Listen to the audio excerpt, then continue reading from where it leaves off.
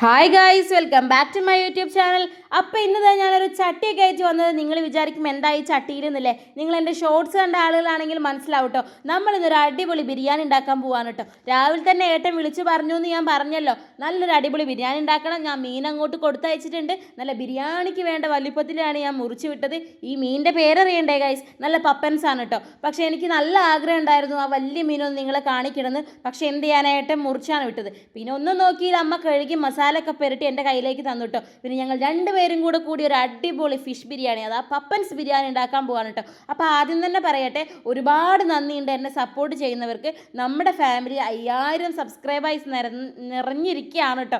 ഭയങ്കര സന്തോഷമുണ്ട്, എനിക്ക് പറയാൻ വാക്കുകളില്ല. ഇത് നമുക്ക് ബിരിയാണിയിലേക്ക് കിടക്കാം കേട്ടോ. അപ്പോൾ എല്ലാവർക്കും ഒരുപാട് നന്ദി. ഇനിയും നിങ്ങളുടെ സപ്പോർട്ട് പ്രതീക്ഷിക്കുന്നു. അപ്പോൾ ബിരിയാണിക്ക് വേണ്ട എല്ലാ സാധനങ്ങളും സെറ്റാക്കിയിട്ട് ഞാൻ വേഗം തന്നെ പാനൊക്കെ വെച്ചിട്ട് മീൻ ആദ്യം തന്നെ പൊരിച്ചെടുക്കാമെന്ന് വിചാരിച്ചു കേട്ടോ. അപ്പോൾ മീൻ പൊരിയുമ്പോഴേക്ക് നമുക്ക് വേഗം ചോറിൻ്റെ പണികളൊക്കെ നോക്കാമല്ലോ. പൊതുവേ ഇവിടെ മസാല ഉണ്ടാക്കാൻ ഞാനാണെങ്കിലും മസാലയിലെ പൊടികളൊക്കെ എടുത്തിരുന്ന അമ്മയാണ് കേട്ടോ. ചോറിൻ്റെ പണികളും പൊതുവേ അമ്മയാണ് ചെയ്യാറ്. കാരണം ചോറ് എനിക്ക് അത്ര പിടുത്തല്ല, എനിക്ക് അറിയാം. എന്നാലും അമ്മ ചെയ്താലേ ഒരു തൃപ്തിയാവുള്ളൂ എന്ന് ഉള്ളൊരു ഭാവമാണ് കേട്ടോ. എന്തായാലും ഞാൻ വേഗം മീൻ പൊരിക്കുമ്പോഴത്തേക്ക് അമ്മ അവിടെ ചോറിൻ്റെ പണികളൊക്കെ തകൃതിയായി നടക്കുന്നുണ്ട്.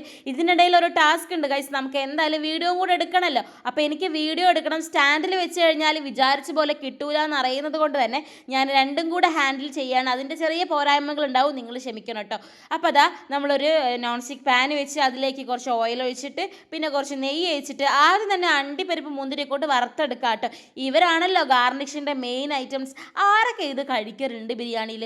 ഒരുവിധം എല്ലാവരും ഇതങ്ങോട്ട് മാറ്റി വെച്ചിട്ട് റൈസ് കഴിക്കലായിരിക്കുമല്ലേ. നിങ്ങൾ എങ്ങനത്തെ ആളുകളാണെന്ന് കമൻറ്റ് ചെയ്യണം കേട്ടോ. ഞാൻ കഴിക്കും കേട്ടോ, ഇടയ്ക്കൊക്കെ പെറുക്കിയിട്ട്, എന്നാലും വലിയ ഇഷ്ടമൊന്നുമില്ല. പിന്നെ അതേ പാത്രത്തിലേക്ക് തന്നെ നമുക്ക് ഉള്ളിക്കുട്ടിനെ ഒന്ന് ചുവപ്പിച്ചെടുക്കണം കേട്ടോ. നിങ്ങൾക്ക് അങ്ങനെ ഇഷ്ടമാണ് ഈ ഉള്ളി ഇങ്ങനെ നല്ല മൊരിഞ്ഞിട്ട് ഇങ്ങനെ നമുക്ക് ബിരിയാണീൻ്റെ മുകളിലിടാൻ? അതും പൊതുവെ ആരും കഴിക്കാറില്ലെങ്കിലും അതൊക്കെയാണല്ലോ ബിരിയാണിയുടെ ഒരു പതിവ് അല്ലേ. അപ്പോൾ അതാ വേഗം തന്നെ ഉള്ളി അതിലേക്ക് ഇട്ടിട്ട് നന്നായിട്ട് ബ്രൗൺ ആക്കി എടുക്കണം കേട്ടോ. ആ ഒരു ടേസ്റ്റ് അതൊരു പ്രത്യേക ടേസ്റ്റ് തന്നെയാണ് കേട്ടോ. ഇനി നമുക്ക് അണ്ടി മുന്തിരി നമ്മൾ ചോപ്പിച്ചിരിക്കുന്ന ഉള്ളി എല്ലാം കൂടെ എടുത്തൊരു പാത്രത്തിലാക്കി വെക്കണം കേട്ടോ. ഈ പപ്പൻസ് മീൻ നിങ്ങൾ കണ്ടിട്ടുണ്ടോ, കഴിച്ചിട്ടുണ്ടോ എന്നുള്ളത് കമൻറ്റ് ചെയ്യണം കേട്ടോ. എനിക്ക് പപ്പൻസ് മീൻ അങ്ങനെ ഓർമ്മയില്ല, പക്ഷെ എപ്പോഴും മുറിച്ചിട്ടാണെന്ന് തോന്നുന്നു ഇവിടേക്ക് കൊണ്ടുവരും കേട്ടോ. പക്ഷേ ഇപ്രാവശ്യം ഏട്ട അങ്ങനെ മുറിച്ച് കൊണ്ടതുകൊണ്ട് എനിക്ക് കാണാൻ പറ്റിയിട്ടുണ്ടായിരുന്നില്ല. അങ്ങനെ ഞാൻ മീനൊക്കെ പൊരിച്ചിട്ട് ഒരു പാത്രത്തിലേക്ക് ഇങ്ങനെ എടുത്തെടുത്ത് വെക്കുന്നുണ്ട് കേട്ടോ. ഓരോ ട്രിപ്പ് ഇങ്ങനെ കഴിയും തോറും അങ്ങനെ. അപ്പോഴേക്കും അമ്മ ദാ അരിയൊക്കെ ഇട്ടിട്ട് അരിയൊക്കെ നെയ്യിൽ നന്നായിട്ട് അങ്ങോട്ട് വഴറ്റിയെടുക്കുന്നുണ്ട് കേട്ടോ. ഇങ്ങനെ എന്തിനാ വഴറ്റുന്നത് വെച്ചാൽ അരി പിടിക്കാതിരിക്കാനാണ് കേട്ടോ. നന്നായിട്ട് കുറച്ച് നേരം വഴറ്റിയെടുക്കുന്നുണ്ട്. അപ്പോഴേക്കും ഞാനിതാ വേഗം അടുത്ത ട്രിപ്പ് മീനും കൂടെ പൊരിക്കാനിട്ടിട്ടുണ്ട് കേട്ടോ. അപ്പോൾ അമ്മ വേഗം അതിലേക്ക് പട്ട, ഗ്രാമ്പു ഇതൊക്കെ ആദ്യം ഇടണ്ടായിരുന്നു, ചെറിയൊരു മിസ്റ്റേക്ക് കാരണം പിന്നെയാണ് ഇട്ടോ കേട്ടോ. ഇനി നമുക്കിതിലേക്ക് ആവശ്യത്തിനുള്ള വെള്ളം കൂടെ ഒഴിച്ച് കഴിഞ്ഞാൽ നമ്മുടെ ബിരിയാണി ഏകദേശം ഇവിടെ റെഡി ആവും കേട്ടോ. അപ്പോൾ അതിന് വേണ്ടിയുള്ള കാത്തിരിപ്പാണ് കേട്ടോ. ശരിക്കും എല്ലാ സാധനങ്ങളും അരിഞ്ഞ് സെറ്റാക്കി കഴുകി വെക്കുന്നത് കൊണ്ട് തന്നെ ഭയങ്കര എളുപ്പമാണ് ബിരിയാണി ഉണ്ടാക്കാൻ എനിക്ക് തോന്നിയിട്ടുണ്ട് കേട്ടോ. ഞങ്ങളെല്ലാം ആദ്യം തന്നെ സെറ്റാക്കും. അപ്പോഴാണ് ഒരു കാര്യം ഓർത്തത്, നമ്മൾ ചെറുനാരങ്ങ ഒഴിച്ചിട്ടില്ലല്ലോ. നമ്മൾ ഈ ചെറുനാരങ്ങയും ഓയിലൊക്കെ എന്തിനാ ബിരിയാണിയിലും നെയ്ച്ചോറിലൊക്കെ ഇടുന്നത് വെച്ചാൽ നമ്മുടെ ബിരിയാണിയുടെ അരി ഒട്ടിപ്പിടിക്കാതെ വേർതിരിഞ്ഞ് കിട്ടാൻ വേണ്ടിയിട്ടല്ലേ. അങ്ങനെ റൈസ് ഏകദേശം സെറ്റായിട്ടുണ്ട് കേട്ടോ. ഇനി നമുക്ക് വേഗം തന്നെ മസാല ഉണ്ടാക്കണം. അതിന് വേണ്ടി നമ്മൾ പൊരിച്ച് വെച്ച അതേ പാനിലേക്ക് തന്നെ ഉള്ളി ഇടുന്നുണ്ട് കേട്ടോ. എന്നിട്ട് ഉള്ളിയൊക്കെ നന്നായിട്ട് വഴറ്റിയെടുക്കണം. ഈ നമ്മുടെ ബിരിയാണി മസാലയിൽ ഉള്ളി നന്നായിട്ട് വഴറ്റിയിട്ടുണ്ടെങ്കിൽ അതിൻ്റെ ഒരു ടേസ്റ്റ് വേറെ തന്നെയാണ് കേട്ടോ. ചില ആളുകൾ ഉള്ളി ഞങ്ങൾ ഒരുവിധം വഴറ്റിയെടുക്കുന്നത് കണ്ടിട്ടുണ്ട് ഞാൻ. പക്ഷെ നന്നായിട്ട് വഴറ്റിയിട്ട് നല്ലൊരു ടെക്സ്ചറിലായി കിട്ടിയാലേ നമ്മുടെ ബിരിയാണീൻ്റെ മസാല നല്ല കുഴാന്നിരിക്കുള്ളൂ കേട്ടോ. പണ്ടൊക്കെ എനിക്ക് പൊതുവെ ചിക്കൻ ബിരിയാണിയാണ് കേട്ടോ ഇഷ്ടം. എവിടെ പോയാലും ഞാൻ ചിക്കൻ ബിരിയാണിയാണ് കേട്ടോ പ്രിഫർ ചെയ്യുക. പക്ഷേ ഇവിടെ എത്തിയതിന് ശേഷമാണ് നമുക്ക് മീനുകളൊക്കെ സുലഭമായി കിട്ടുന്നത് കൊണ്ട് തന്നെ അധികവും ഇവിടെ ഞങ്ങൾ മീൻ ബിരിയാണി ഉണ്ടാക്കും കേട്ടോ. ചെമ്മീനും കൂന്തളും അയക്കോറയും ആഗോലി അങ്ങനെ എല്ലാ ബിരിയാണികളും ഞങ്ങൾ ട്രൈ ചെയ്യാറുണ്ട്. അതൊക്കെ ഞാൻ വീഡിയോ ആക്കി ഇടാറുണ്ട് കേട്ടോ. അപ്പോൾ നിങ്ങൾ എൻ്റെ ചാനലിൽ കയറി നോക്കി ഒരുപാട് ഫിഷ് ബിരിയാണി റെസിപ്പീസൊക്കെ നിങ്ങൾക്ക് കാണാൻ പറ്റും. നിങ്ങൾ എന്തായാലും കയറി നോക്കണം കേട്ടോ. അപ്പോൾ എന്തായാലും അക്കൂട്ടത്തിലേക്ക് നമ്മുടെ പപ്പൻസ് ബിരിയാണിയും കൂടെ വരികയാണ് ഗൈസ്. എന്തൊരു പേരറിയില്ല, എന്തായിരിക്കും ഇതിൻ്റെ പപ്പൻസ് ഇടുന്നത്? ചിലപ്പോൾ കടലിലെ പപ്പയായിരിക്കും അല്ലേ, ക്രിസ്മസ് പപ്പ എന്നൊക്കെ പറയും പോലെ. അങ്ങനെ ഒരു പപ്പക്കുട്ടനായതുകൊണ്ടായിരിക്കും ഇതിനെ പപ്പൻസ് എന്ന് വിളിക്കുന്നതെന്ന് ഞാൻ നാമകരണം ചെയ്യുന്നു കേട്ടോ. അങ്ങനെ അതിലേക്ക് ഇഞ്ചി, വെളുത്തുള്ളി, പച്ചമുളക് പേസ്റ്റും കൂടെ, പേസ്റ്റല്ല ഒന്ന് ഒതുക്കി വെച്ച പോലെ ആക്കിയതാണ്, അതും കൂടെ ഇട്ടിട്ട് നന്നായിട്ട് വഴറ്റിയെടുക്കണം. ഇതിനിടയിൽ ഞാൻ കുറച്ച് ഉപ്പും കൂടെ ഇട്ടിട്ടുണ്ട്, ഇതൊന്ന് പെട്ടെന്ന് വാടി വരാൻ വേണ്ടിയിട്ട് കേട്ടോ. ഇനി ഇതൊന്ന് ഏകദേശം വാടി കഴിഞ്ഞാൽ ആ തക്കാളി കുട്ടന്മാരെയും കൂടെ ഇട്ടിട്ട് നന്നായിട്ട് അങ്ങോട്ട് മൂടി വെച്ച് കഴിഞ്ഞാൽ ഒരു വിധത്തിൽ ഇത് നന്നായിട്ട് വാടി വരും കേട്ടോ. ചില ആളുകൾ കുക്കറിലൊക്കെ വിസിലടിച്ചിട്ട് ഇതിങ്ങനെ പെട്ടെന്ന് വാടി വരാൻ വേണ്ടി ചെയ്യുന്നത് ഞാൻ കണ്ടിട്ടുണ്ട്. പക്ഷെ ഞാൻ അങ്ങനത്തെ കുറുക്ക് വഴികളൊന്നും ചെയ്യുന്നില്ല. നമ്മൾ പൊതുവേ ചെയ്യും പോലെ അങ്ങോട്ട് വാട്ടിയെടുക്കുന്നുണ്ട് കേട്ടോ. എന്നിട്ട് നന്നായിട്ട് മൂടി വെച്ച് കുറച്ച് നേരം കഴിഞ്ഞിട്ട് വീണ്ടും ഇളക്കി കൊടുക്കണം കേട്ടോ. അപ്പോൾ അതിലേക്ക് കുറച്ച് നെയ്യ് കൂടെ ഒഴിക്കാമെന്ന് വിചാരിച്ചിട്ടോ. ഈ മസാലയിൽ നെയ്യിൻ്റെ മണം കൂടെ വേണമല്ലോ. അപ്പം നെയ്യ് ഒഴിക്കാൻ എന്നോട് വിട്ടുപോയിട്ടുണ്ടായിരുന്നു. നമ്മൾ നേരത്തെ മീൻ പൊരിച്ച അതേ പാത്രത്തിലേക്കാണല്ലോ ഇത് വാട്ടാൻ വേണ്ടി ഇട്ടത്. അതുകൊണ്ടാണ് അങ്ങനെ കുറച്ച് നെയ്യും കൂടെ ഒഴിച്ചിട്ട് നന്നായിട്ട് നമ്മുടെ മസാല വാടി വരുന്നവരെ ഇളക്കി ഇടയ്ക്ക് മൂടി വെച്ചും ഇളക്കിയും കൊണ്ടിരിക്കണം കേട്ടോ. അപ്പം നിങ്ങൾക്ക് എന്ത് ബിരിയാണിയാണ് കൂടുതൽ ഇഷ്ടം? ഫിഷാണോ, ബീഫാണോ, മട്ടനാണോ, ചിക്കനാണോ എന്നുള്ളത് കമൻറ്റ് ചെയ്യണം കേട്ടോ. എൻ്റെ ഓൾ ടൈം ഫേവറേറ്റ് എപ്പോഴും ചിക്കൻ തന്നെയാണ് കേട്ടോ. ബാക്കി എന്ത് ബിരിയാണി വന്നാലും അത് ബാക്കിലേ നിൽക്കുള്ളൂ കേട്ടോ. എന്തായാലും ഈ ബിരിയാണി എങ്ങനെ ഉണ്ടാവും നോക്കാം കേട്ടോ.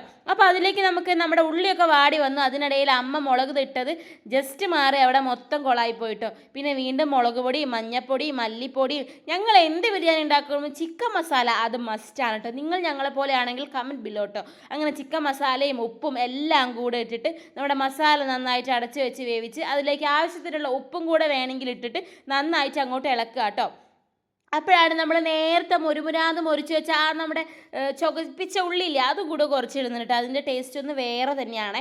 എന്നിട്ട് അതിലേക്ക് കുറച്ച് തൈരും കൂടെ ഒഴിച്ചിട്ട് നന്നായിട്ട് മിക്സാക്കി വെച്ചിട്ടുണ്ട് കേട്ടോ.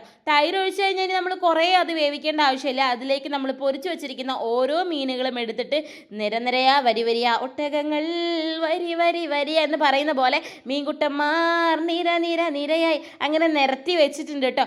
ഇനി ഈ മീനുകളെല്ലാം കൂടെ ഈ മസാലയൊക്കെ പിടിച്ചിട്ട് നമുക്ക് നേരെ ദമ്മിടണം. ചോറ് ഓൾറെഡി അവിടെ സെറ്റ് ആയതാണ്. ഇത്ര പരിപാടിയുള്ളൂ. അതിൻ്റെ മുകളിലേക്ക് കുറച്ച് മല്ലിയില, കറിവേപ്പില, പുതിന എല്ലാം കൂടെ അങ്ങോട്ട് വെതറി കൊടുക്കുന്നുണ്ട് കേട്ടോ. ഇനി കുറച്ച് നേരം ഇതൊന്ന് മൂടി വെക്കാം. ആ മസാലയൊക്കെ ഒന്ന് സെറ്റ് ആവട്ടെ. എന്നിട്ട് വേഗം ഒരു പാത്രത്തിലേക്ക് ഈ മസാലയൊക്കെ തട്ടുന്ന നേരത്തെ പാൻ തന്നെ എടുത്തിട്ട് ഞാൻ ചോറ് മാറ്റി വെച്ചിട്ട് അതിൻ്റെ മുകളിൽ മസാല തട്ടിയിട്ട് പിന്നെ നമ്മുടെ റൈസ് ഇട്ട് കൊടുത്തിട്ട് കുറച്ച് നെയ്യൊക്കെ അങ്ങോട്ട് ഒഴിച്ച് കൊടുത്ത് വേണമെങ്കിൽ നിങ്ങൾക്ക് മഞ്ഞൾപ്പൊടിയൊക്കെ കലക്കി ഒഴിക്കാം. ചിലരങ്ങനെ ഒഴിക്കുന്നത് കണ്ടിട്ടുണ്ട്. അപ്പോൾ പൊതുവേ ഞങ്ങൾ അങ്ങനെ മഞ്ഞപ്പൊടി ഒന്നും കലക്കി ഇടാറില്ല. നമ്മുടെ മസാലയിൽ നിന്ന് തന്നെ മഞ്ഞ കളർ അതിലേക്ക് വരും കേട്ടോ. അപ്പോഴേക്കും നല്ല അടിപൊളി സാലഡൊക്കെ സെറ്റാക്കിയിട്ടുണ്ട്. പിന്നെ അടിപൊളി ഒരു പച്ച ചമ്മന്തിയും കൂടെ നമുക്ക് ഉണ്ടാക്കണം. ബിരിയാണിക്ക് ഈ ചമ്മന്തി മസ്റ്റാണ് ഗൈസ്. അങ്ങനെ എല്ലാം സെറ്റാക്കി പച്ച ചമ്മന്തിയിൽ എന്തൊക്കെയാണ് ഉള്ളത് നോക്കണ്ടേ. അതിൽ പച്ചമുളകും പച്ച സാധനങ്ങളെല്ലാം കൂടെ വാരിട്ട് കുറച്ച് ഉപ്പും നല്ല പച്ചമുളകും കുറച്ച് സുർക്കയും കൂടെ ഒഴിച്ചാൽ പച്ച ചമ്മന്തി റെഡി. ഇനി നമുക്ക് ടേസ്റ്റ് ചെയ്യണം ഗൈസ്. ഒരു രക്ഷയില്ല. അടിപൊളി. എൻ്റെ മോനെ അത്രയ്ക്ക് അടിപൊളിയായിരുന്നു കേട്ടോ. നല്ല ടേസ്റ്റ് ഉണ്ട്. ആ തൈരും കുറച്ച് ചമ്മന്തിയും ഒരു കഷ്ണം മീൻ കഷ്ണവും കുറച്ച് ചോറും എല്ലാം കൂടെ കൂട്ടിയിട്ട് അങ്ങോട്ട് വായിൽ വെക്കുമ്പോണ്ടല്ലോ എൻ്റെ മോനെ അത്രയ്ക്കും കിടിലം ബിരിയാണി ആയിരുന്നു കേട്ടോ. ശരിക്കും ഒരു ചിക്കൻ ബിരിയാണി കഴിച്ചൊരു പ്രതീതി കിട്ടിയിട്ടുണ്ടായിരുന്നു കേട്ടോ. നല്ല ടേസ്റ്റുള്ള മീനായിരുന്നു കേട്ടോ. പൊരിച്ചിട്ട് കഴിഞ്ഞിട്ട് നല്ല മുരുമുരുങ്ങനാ പൊരിച്ചിട്ട് എനിക്കിപ്പോഴും നാവിൽ വെള്ളം വരുന്നുണ്ട് കേട്ടോ വോയിസ് ഓവർ കൊടുക്കുമ്പോൾ. അത്രയ്ക്കും ടേസ്റ്റായിരുന്നു കേട്ടോ. പക്ഷേ നല്ല എരിവുണ്ടായിരുന്നു ഉള്ളതൊരു കാര്യമാണ്. നമ്മുടെ പച്ചമുളകിന് നല്ല എരിവുണ്ടായിരുന്നെന്ന് തോന്നുന്നു. കാരണം നമ്മുടെ ചമ്മന്തിയിലും നല്ല എരിവായിരുന്നു, സാലഡിലും എരിവായിരുന്നു, ബിരിയാണിയിലും എരിവ്. എല്ലാ എരിവും കൂടെ എനിക്ക് പണി തന്നോ എന്ന് ചോദിച്ചാൽ ചെറിയ രീതിയിൽ പണി തന്നു. പിന്നെ ഒന്നും നോക്കിയില്ല. ഫ്രിഡ്ജിൽ ഏറ്റവും കൊണ്ടുവന്ന ഐസ്ക്രീം ഉള്ളത് കൊണ്ട് തന്നെ ഞാൻ രക്ഷപ്പെട്ടു. ഒരു കപ്പ് ഐസ്ക്രീമും എടുത്തിട്ട് നന്നായിട്ട് അങ്ങോട്ട് കഴിച്ചു. എന്തായാലും എൻ്റെ ബിരിയാണി അടിപൊളിയാണ്. നിങ്ങൾ എന്തായാലും ട്രൈ ചെയ്യുക. സ്പൈസി ഇഷ്ടപ്പെടുന്നവരാണെങ്കിൽ ഇതുപോലെ സ്പൈസി ബിരിയാണി ഉണ്ടാക്കുക. ഇത് എൻ്റെ സ്പൈസി കുറച്ച് കൂടിപ്പോയോ എന്ന് സംശയം ഉണ്ടായിരുന്നു. എന്തായാലും കുഴപ്പമില്ല. ഐസ്ക്രീമൊക്കെ കഴിച്ച് ഞാനത് സെറ്റാക്കി. അപ്പോൾ എൻ്റെ വീഡിയോയിൽ ഇഷ്ടപ്പെട്ട് കഴിഞ്ഞാൽ ഷെയർ ചെയ്യുക, സബ്സ്ക്രൈബ് ചെയ്യുക, സപ്പോർട്ട് ചെയ്യുക. അപ്പോൾ ബൈ ഗൈസ്.